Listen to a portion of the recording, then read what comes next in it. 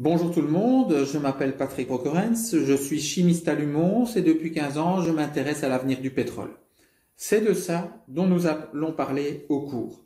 Tout a commencé en 2005 avec les prix du pétrole qui montaient et à ce moment-là j'ai découvert la notion de pic pétrolier qui fut un véritable choc pour moi puisque jusqu'à présent on parlait surtout de la fin inéluctable du pétrole. Mais le pic pétrolier, c'est pas quand il n'y a plus de pétrole, c'est le moment où il y en a le plus.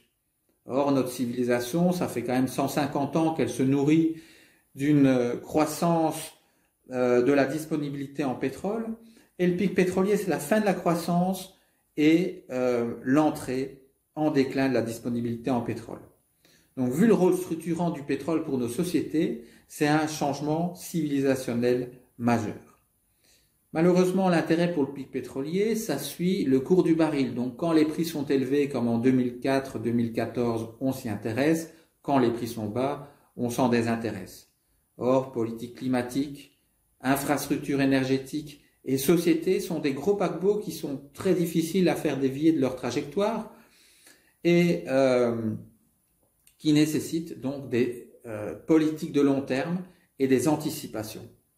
Heureusement, depuis peu, on retrouve ce discours de pic pétrolier, mais c'est plutôt un double discours, puisque vous avez un discours sur l'offre, une contrainte sur l'offre qui est de retour, avec le cycle du pétrole de schiste américain qui arrive à son point haut dans quelques années. Donc, c'est quand même lui qui nous a offert les 6 dernières années de prix bas.